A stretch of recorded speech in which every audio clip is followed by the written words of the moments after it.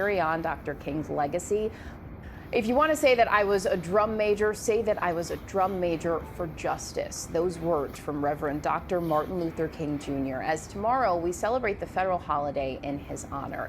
He was a reverend, a civil rights leader, a husband, and a father. Dr. King would be 97 years old today.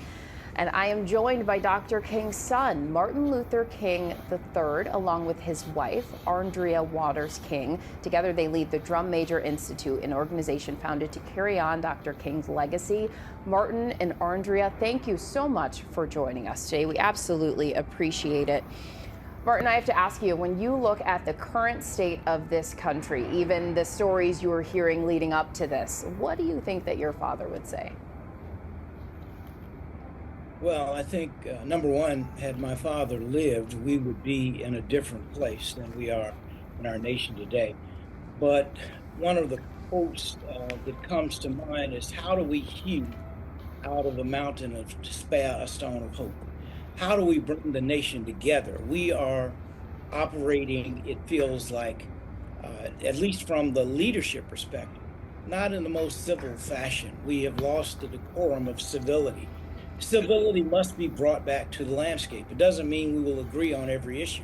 We're not a monolithic group of people. We come from all kind of different backgrounds. But Dad's message perhaps is even more prevalent today than it was even probably a little bit after his lifetime, because of the divisions.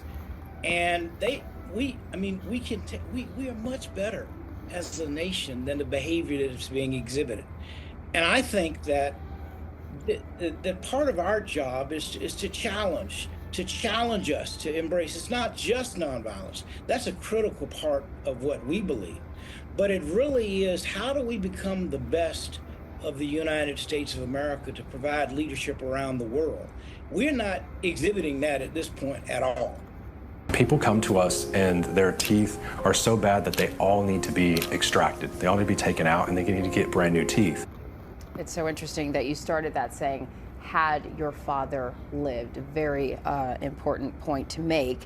Martin, right now, the future of the Voting Rights Act is in the hands of the Supreme Court. They'll specifically look at Section 2, which prohibits discriminatory voting practices on the basis of race, and they'll decide whether that's constitutional. Your father said a voteless people is a powerless people. What is your take on this? Well, this is such a critical piece of has been a critical piece of legislation. It is very unfortunate that the court appears to be poised to decimate it. And when you look at the bedrock of what was one of the most important initiatives that Dad and his team and many others worked for, was the Voting Rights Act. And the fact that John Lewis himself was able to write a piece of legislation that would make voting fair and just for all, and yet the United States Congress chooses not to pass that legislation. We are in dire straits at this moment. I hope that the Supreme Court is looking at it in a different way than what we've seen reported. And I think that we're going to have to keep up just the momentum of saying how precious this right is. Particularly when we're getting ready to observe the 250th anniversary of this nation and its history. And yet it feels like that portion is trying to go backward. We're not where we need to be.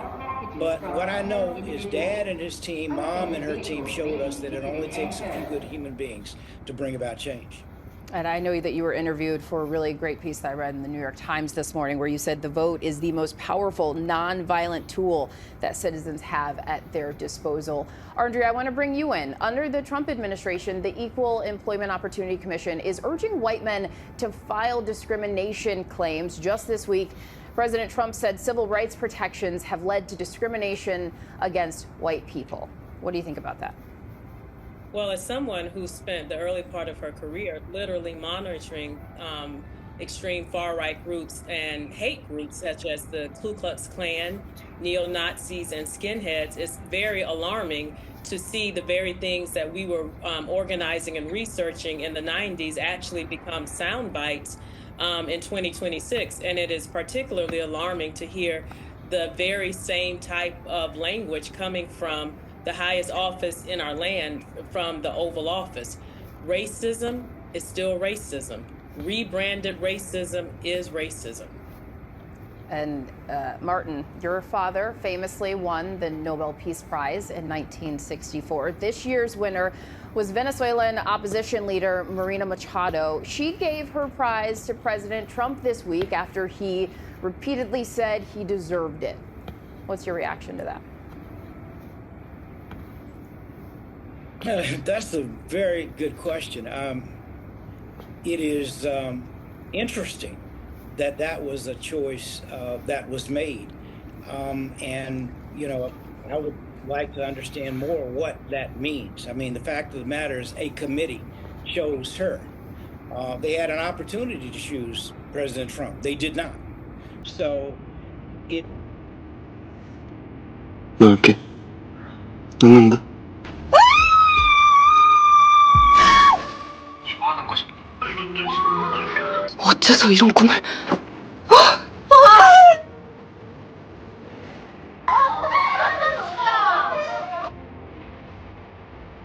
왠지 제부나 100만 팔로워를 보유했다는 모델 전공.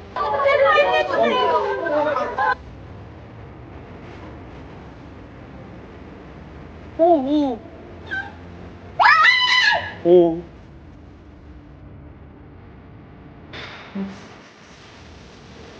괜찮아요? 관습적인 기준에서 잘생기긴 했군.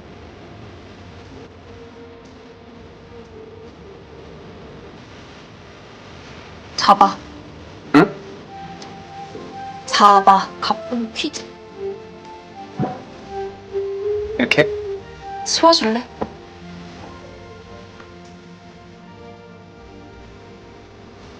나도 모르게 주제 넘었나 보다.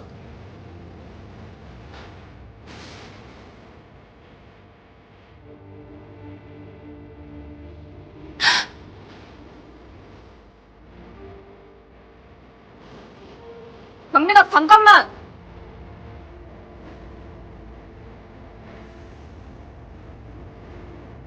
결국 고장나고 말았다. 최현삼, 덕분에 허술해진 방화벽.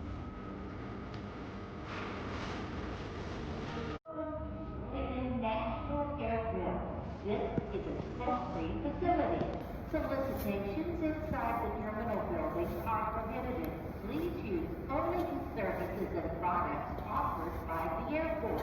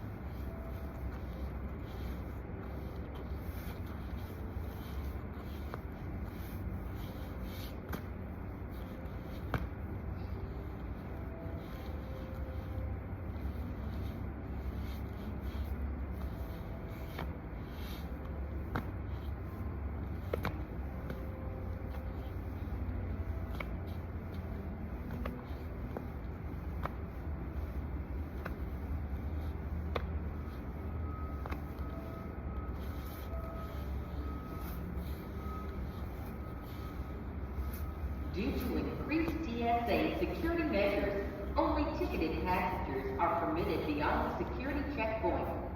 Thank you for your cooperation.